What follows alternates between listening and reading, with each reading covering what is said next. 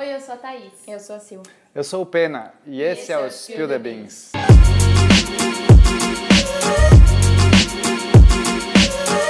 Bom, hoje estamos aqui para falar sobre a série que está sendo a mais bem avaliada, tanto no IMDb como no Rotten Tomatoes. E se você não estava embaixo de uma pedra nos últimos meses, você já deve ter assistido Chernobyl, da HBO, que fala sobre, como o nome diz, o desastre da usina nuclear de Chernobyl. E estamos repetindo o convidado, porque o Pena é físico, vai poder explicar pra gente como aconteceu, como era o funcionamento da usina, o que está acontecendo com a radiação hoje e, enfim, estamos aí.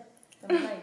E se você quer assistir os outros vídeos que o Pena já participou, pode clicar aqui que ele já falou até sobre Interestelar, entendeu? E antes, assim, da gente começar, dá like no vídeo, vai, porque daí o YouTube mostra mais conteúdo legal pra você e se inscreve aqui porque é de graça. Chernobyl, da HBO, é uma série baseada no acidente do desastre nuclear de Chernobyl. Só que ela é uma série um pouco diferente do que eu imaginei quando eu fui assistir, né? E acho que a maior parte das pessoas também foi meio pega de surpresa, porque esperava que fosse como o Chernobyl aconteceu antes de Chernobyl acontecer e o último episódio, a explosão. Não, ele começa com a explosão. Já é praticamente a primeira cena, já explodiu.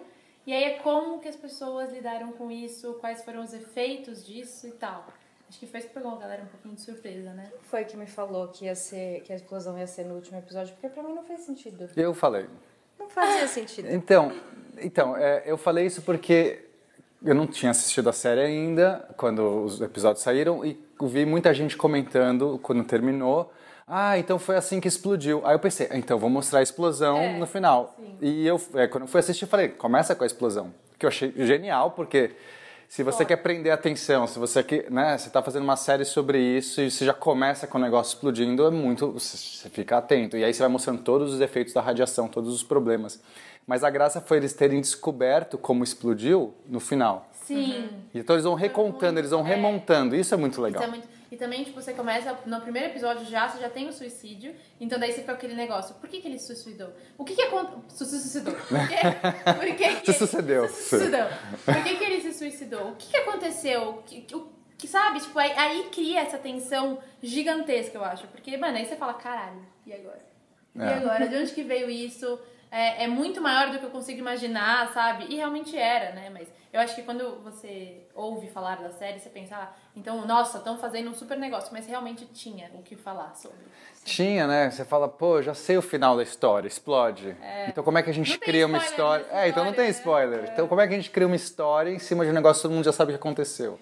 Tanto que o livro em que a série foi meio que baseada, o Vozes de Chernobyl, é sobre as pessoas mesmo, não é sobre... Tipo, ele tem entrevistas com as pessoas, inclusive a Ludmilla, aquela esposa do bombeiro lá que morreu. Ignatenko, um negócio Isso. assim. Os nomes são fantásticos. Então é justamente o que aquelas pessoas passaram, né? Depois do acidente. Não... Então eles resolveram contar uma história sobre pessoas, sobre os efeitos da radiação, sobre uma questão de segurança, de como que as pessoas passam por cima de protocolos... Que essa é a história legal de ser contada, da gente entender realmente, naquele cenário, o explodir a gente já sabia que ia explodir, mas e como que foi o desencadear desses fatos, né? Dessas reações em cadeia, e aí essas reações simbolicamente representam muita coisa aqui. Não, e é legal, legal que não é legal, mas no sentido que foi um negócio tão importante, quando você assiste a série, você vai estudar sobre, enfim, tudo que foi falado, né? É que, mano, o mundo quase acabou e ninguém sabia, entendeu? A pausa dramática, porque ninguém sabia, tipo, eu conversei, tava até falando isso agora, antes da gravação, eu conversei com os meus pais, enfim, com gente que tava viva na época e que já era adulto e tal, e as pessoas assim, eu sabia que tinha um treco que aconteceu em algum lugar do mundo e que tava lá, mas assim, não chegou informação, ninguém sabia. Né? Então, um negócio que poderia ter mudado e que mudou, né, o rumo da história, mas que podia ter mudado muito mais, ninguém foi informado, né? Então, tem muito de governos e segredos e tudo mais que acabou... Ainda mais na época, né, que a gente ainda estava vivendo, assim, um período complicado, a gente não tinha informação, né, o governo russo estava ainda tentando se manter, então colocar toda aquela pompa por trás, né? Embora estivesse decadente já a União Soviética, mas ainda existia toda essa vontade de não parecer decadente. Então acho que inclusive muitos falam que o acidente de Chernobyl que acabou culminando com o fim da União Soviética, porque muitos esforços, muitos recursos foram usados para conseguir dirimir os efeitos da radiação e mais a moral que foi abalada, enfim. Até o próprio Gorbachev, que foi o último do líder da União Soviética, ele mesmo falou no aniversário de 20 anos de Chernobyl, que na opinião dele, Chernobyl foi assim, praticamente o motivo pelo qual teve a dissolução da União Soviética e tal. Eu não sei qual dos episódios mas é um dos primeiros, talvez seja o primeiro, que eles falam assim, mas ninguém pode saber o que aconteceu, porque o nosso poder vem da percepção de poder que os outros acham que a gente tem. Então, o importante é que ninguém saiba. O importante não é eu salvar as pessoas, o importante não é eu evacuar a cidade, o importante é que ninguém saiba o que aconteceu e por isso eu não tomo as medidas necessárias, porque daí o meu poder, a minha percepção de poder para o mundo vai ficar levemente abalada ou muito abalada com o que aconteceu. Né? E aí culmina, fode tudo, assim, em palavras assim, bem chulas, quando os Estados Unidos tiram foto de satélite e vê que o negócio ferrou mesmo. Aí que eles começam a tomar atitudes, porque daí vira o jogo. Porque daí não é quem vai saber o que aconteceu, é quem já sabe como é que eu vou fazer pra melhorar isso. Complicado, né? É que eles demoraram muito para acreditar também, né? Eu acho que tem um lance de, não, é impossível o negócio ter acontecido. Então, teve aqui um vazamento, aconteceu alguma coisa, não, vamos segurar. Mas demorou para as pessoas, os próprios responsáveis, entenderem a gravidade, que o negócio tinha explodido e o que isso representava. Porque ninguém vê a radiação. Né? Você olha assim, você fala assim, tá bom, tem um cara aqui passando mal, não sei o quê. Você não está vendo. Na verdade, dá para ver a radiação no momento que você vê aquele facho de luz indo para cima. Não sei se vocês viram na série ou mesmo nas fotos de época, você vê que tem um facho de luz indo para o céu. É sutil, não é assim, não é um holofote, mas ainda assim você vê, porque aquilo é a radiação ionizante ionizando o próprio ar. E se você entende um pouco da física do negócio, você fala assim, não, peraí, tem uma coisa muito errada, porque a gente está vendo, se esse facho está indo para o céu, você tem partículas em velocidades altíssimas, relativísticas, indo para o céu com velocidade suficiente para ionizar o próprio ar. Mas o leigo olha para aquilo e fala, sei lá, é um brilho louco que está acontecendo aqui. Até brincando, né? As crianças brincando na ponte. Tava todo mundo super E as pessoas seguras porque acreditando que os responsáveis estavam sabendo. E aí que entra o problema maior, porque os próprios responsáveis não tinham todas as informações. Então, na hora, ninguém acredita na parada. Né? Não, demora pra... Cagaço. Gente, o medo que os 3 principais estavam. Não, isso é impossível. Não, como? Me explica como que o negócio explode. Não, foi só um tanque de água que explodiu. Né? Porque realmente, para explodir um reator nuclear, precisa de muita coisa. Não é fácil. Em específico, aquele reator nuclear, que é um reator do tipo RBMK, ele não tem tantas medidas de segurança quanto outros tipos de reator. Então, por exemplo, o de Angra, a gente trabalha com água pressurizada. O tipo de reator acho que é PWR, reator de água pressurizada. Ele já tem um pouco mais de segurança porque se a água evaporar, então no caso de você ter um vazamento e a água despressuriza, a ausência de água já diminui a reação. Então é legal, é positivo, é uma medida a mais. O RBMK não é assim que funciona. O moderador, que é o que deixa a reação continuar acontecendo, ele tem que ser feito por um outro elemento, que é o grafite. A água não faz essa própria moderação. Então, sei lá, talvez eu possa entrar um pouco na física por trás, não sei se... Tá, então deixa eu entrar no como é que funciona, né, um reator nuclear, se eu vou jogar aqui um monte de coisa. Então, também não vou entrar muito em detalhes, que eu acho que não é a ideia, mas basicamente a gente tem um urânio, que é um elemento radioativo. O que é ser radioativo? Quer dizer que, naturalmente, esse elemento ele se quebra e nesse processo ele emite partículas. Tá? Então, ser radioativo, basicamente, ele emite espontaneamente. A gente não sabe quando acontece, isso é meio aleatório, mas a gente tem uma ideia de em quanto tempo isso acontece, assim, em média. Então, a gente tem uma média. A gente tem um tipo de urânio que é mais reativo, que é o urânio 235. Ele tem 235 partículas, prótons e nêutrons ali no meio. Tá? Esse urânio, então, de vez em quando ele vai decair em outros componentes e vai jogar um nêutron. Esse nêutron que escapar pode bater em outro urânio. E aí ele vai decair e jogar mais alguns nêutrons. Isso que a gente chama de reação em cadeia. Se você tiver muito urânio perto, você pode começar essa reação em cadeia. Ok. Para você controlar isso, a gente tem alguns jeitos. Então, primeiro é você ter as barras de controle. Normalmente o pessoal usa boro. Você baixa uma barra de boro no meio dessas barras de urânio e o boro absorve nêutrons. Então a reação diminui.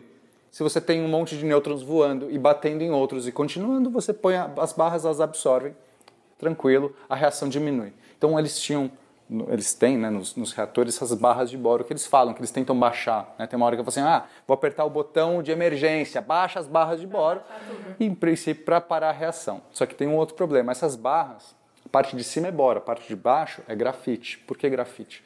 O grafite é o moderador. Aí você fala assim, nossa, moderador da ideia de moderar, de diminuir, no caso é o contrário. Os nêutrons, eles são tão rápidos que eles dificilmente conseguem ser absorvidos por outro urânio para continuar a reação, porque eles são muito rápidos. Tipo, ele passa voando direto. O moderador, ele diminui a velocidade dos nêutrons para que a reação continue acontecendo. Então, o moderador é o que permite a reação acontecer. Sem o moderador, você tem muita radiação, só que essa radiação vai embora, ela não continua o processo. Então, o grafite era o moderador. O grafite é o elemento que diminui a velocidade do nêutron e permite com que a reação aconteça.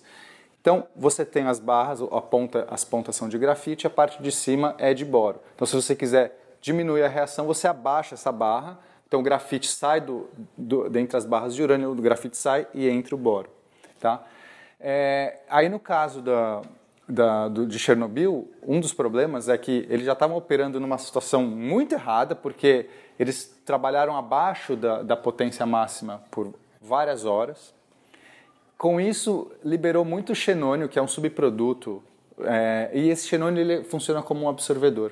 Ele naturalmente começa a absorver nêutrons, então a reação começou a baixar, porque ele estava produzindo muito xenônio, e aí chegou um momento que eles baixaram tanta potência que eles não conseguiam mais manter, porque tinha tanto xenônio que eles chamam de envenenamento, né? O envenenamento por xenônio. Tinha tanto xenônio que não tinha mais como funcionar a reação, caiu praticamente para zero. Aí eles tiram todas as barras de controle para falar, não, tem que manter aqui pelo menos alguma coisa que eles tinham que fazer o teste. Ele fala, você vai estar matando meu reator, né? Exato. Aí tiraram todas as barras, que não pode, violaram tantas medidas de segurança ali, não pode tirar todas as barras, tem um mínimo, para manter o gerador funcionando. Só que esse xenônio foi degradando muito rápido, porque ele é só um subproduto, ele tem um tempo que ele vai degradando, e sem essas barras de controle, chega uma hora que o reator começou a subir a temperatura alucinadamente. Nesse momento, a água começa a ferver, e com menos água, o calor concentrando mais. Sim, é muito mais rápido também. Exato, você não tem algo tirando o calor, então o calor vai subindo. Na hora que eles apertaram o botão de emergência para baixar as barras, já estava tão deformado esse núcleo que as barras emperraram. Então, o grafite ficou bem na região com mais quente, onde tinha essa água evaporando. E aí a temperatura foi para as alturas. Então, daí não tinha nada para segurar os nêutrons e as coisas. Exatamente. Mas nesse momento, se eles não tivessem abaixado as barras, tinha alguma coisa que poderia... Não tinha. Eles não tinham mais o que fazer. Ali você já estava numa situação cagada, porque você tinha que parar a reação. Para você parar a reação, você tem que baixar essas barras. Só que as barras já não descem mais. Porque então era melhor ter deixado o reator morrer. Não, mas... Não ia morrer. Quando começa a baixar, que o cara fala, não, tira porque agora tem que subir de volta. Era melhor ter deixado baixar. Não, ali você tinha que, naquela hora que você estava no envenenamento, o protocolo era, baixa as barras, mate os... Sem morrer. Caraca. Tá envenenado aqui. Chegou aqui. Envenenado. Vai ver a reação. O protocolo diz, se você estava naquela situação que você baixou a potência muito abaixo do que um certo valor, você tem que deixar o reator dormindo, você tem que parar a reação, colocar as barras por, 8 horas, X horas, porque é a hora que o xenônio... 24 horas que ele fala. 24 horas. Acabei de lembrar. Tá, então por quê? Porque o xenônio, a vida útil, a meia-vida do xenônio é acho que de 8 horas. O que significa? A cada 8 horas, metade do xenônio degrada, ele decompõe e vai virando outras coisas. Então, para você tem que deixar naturalmente, só que depois de 8 horas, mais metade, então por isso que 24. Então 24 daria 3 ciclos desse de 8 horas. Então 8 horas, metade. Então você teria 1/4 de xenônio, e aí você estaria numa situação menos envenenada, né? Porque naturalmente sempre tem xenônio ali acontecendo, mas ficou muito, porque eles estavam trabalhando abaixo do normal. Então você estava produzindo um xenônio que não degradava tão rápido, porque estava abaixo da potência. E na hora que você sobe a potência, você começa a produzir muito xenônio, mas o que já estava ali ainda existia, porque demora 8 horas para degradar. Então, ou seja, você tinha que deixar ele morrer por 24 horas, e aí depois você começava de novo. Esse era o certo. Mas os caras queriam fazer a todo custo o tal do teste, porque já tinha adiado várias vezes. Quer dizer, o teste já começa errado, porque eles colocaram em operação a usina sem ter feito o teste. Né? O teste era, se der algum problema na matriz energética, o negócio, né, caiu uma bomba lá, por algum motivo não tiver a bomba funcionando para bombear água, será que o reator consegue ter tempo suficiente para ligar as bombas de diesel? Porque isso é importante para a segurança do negócio. Para segurança, então, exato. Para fazer um teste de segurança, eles acabaram ficando numa situação sem segurança. Exato. Não, muito louco. E é um treco... É legal você explicar muito, porque quando você termina de assistir a série, você fala assim, nossa, mas então não tinha nada que eles pudessem fazer, pelo amor de Deus, o governo isso, o governo aquilo. Óbvio, tem esse fator, e por isso que o Chernobyl é considerado... Aconteceu por 2 motivos, que é a falha humana e o erro de projeto, ok? Mas, cara, vê a ganância dos caras, porque o importante pros 3, né, que estavam ali no comando, era ter o reconhecimento do governo, era poder ter as suas regalias, era poder... E o que o cara queria era ser mandado pra Moscou, e aí ele queria entrar no partido, enfim, o que ele queria era uma coisa muito humana. Era qualquer ser humano, né, tipo, que a gente vê em filmes, enfim. Porque ele queria isso, então ele colocou uma usina pra funcionar sem ter nada. Assim, nunca teve antes, naquela época, nunca tinha tido um acidente, sim, uma coisa... Então, as pessoas achavam que é impossível. Então, tá bom, a gente pode passar por cima de uns protocolos. Aí eu gosto de comparar muito acidente nuclear com acidente de avião. Por quê? Avião é um negócio extremamente seguro, né? É talvez o transporte mais seguro depois de elevador. Nem sei se bate... Tem que olhar as estatísticas. Mas assim, é muito seguro, né? Avião tem muitos protocolos de segurança. E se você seguir os protocolos de segurança, o avião não cai, gente. Sei que parece um negócio louco que voa, mas não cai. É realmente muito difícil, né? Só que o problema é que quando tem um acidente de avião, é uma calamidade. Morre muita gente e fica a notícia. Quando você compara com carro, morre muito mais gente de carro. O carro é extremamente... pedestre, bicicleta, qualquer coisa é muito mais... metrô, qualquer coisa. Muito mais perigoso do que avião. E usina nuclear é mais ou menos assim. Uma usina nuclear decente, sem erros de projeto, né? Então, assim, aquela era uma usina de segunda geração. E é normal também, assim como os primeiros aviões, né? É normal você errar alguma coisa. Mas hoje em dia, quando a gente olha hoje em dia para as usinas, elas todas já pegaram todos esses erros de projeto e já se consertaram. Espero eu que já se consertaram. Então é mais ou menos como os aviões estão hoje. É muito difícil cair um avião. Para cair um avião, tem que ter muita coisa errada, não é uma coisa errada. Sim, exato. Né? Então a pessoa tem que errar muito. Não, mas olha só, acendeu essa luzinha aqui, não vou apagar porque eu sei que não vai dar ruim. Porque eu sei que tem 3.000 redundâncias. Só que você vai tirando as redundâncias, né? Olha só, hoje em dia está nublado, eu não deveria voar com tanto passageiro porque sei lá o quê. Mas vamos voar mesmo assim porque eu sei que o avião é muito seguro. Esse é o problema, que é mais ou menos o que os caras fizeram. Exato. Tá bom, vai, a gente está operando abaixo do limite, mas não vai pegar nada.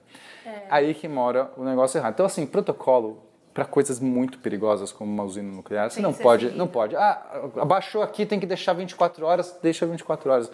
Né? Só que aí é o problema, o cara de patente maior virou e falou, não, vai fazer do jeito que eu quero. É aquela coisa, né? Você tinha a galera decidiu fazer quem ia fazer o teste, que estava preparado para o teste, que conhecia o protocolo, que estava arriscado, que não estava arriscado, o que tinha que fazer, como é que funcionava. Aquela galera era do dia por um motivo maior, de força maior, né, dos governantes, o teste precisou ser adiado. E aí ele podia ter sido adiado para outro dia, mas não, melhor fazer aquele dia, porque eles já estavam meio que com o cu na mão, né? Sim, então, eles já tinham que fazer muito, eles já tinham 3 vezes, acho que eles adiaram.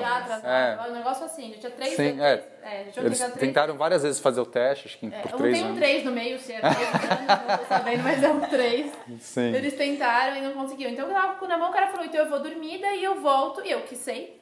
né? Só que ninguém... Aí também tem isso, né? Porque dependia de outras pessoas e tal. E ele, não, você sabe fazer? Tá aqui. Mas ninguém da usina, inclusive o cara que tava lá embaixo, que é o único dos corpos que tá enfiado lá embaixo em Chernobyl, ele morreu sem nem saber que tava acontecendo. Exato, porque não foi nem avisado, entendeu? Não tinha treinamento, aquelas pessoas... Era um outro turno, então assim, já mudou o turno. As pessoas em si já não tinham treinamento. Tinha gente que estava trabalhando há 6 meses no negócio. Tinha gente super nova. E mesmo os novos, isso que, cara, eu quero muito bater na tecla. Que dá a impressão que, ninguém sabe porra nenhuma. Não, as pessoas sabem. Porque mesmo os que eram novinhos sabiam que estavam fazendo uma coisa cagada. Sim. Eles eram preparados. E eles avisam, É porque você não entende o processo como um todo. Você sabe assim, olha, se der esse alarme aqui, você faz esse procedimento. E não sei o que, você faz assim. O cara sabe, agora ele não entende a física, não são todos engenheiros físicos e nucleares. Que sabem tudo, exato. Exato, mas não precisam, porque se você segue o protocolo, você não precisa entender.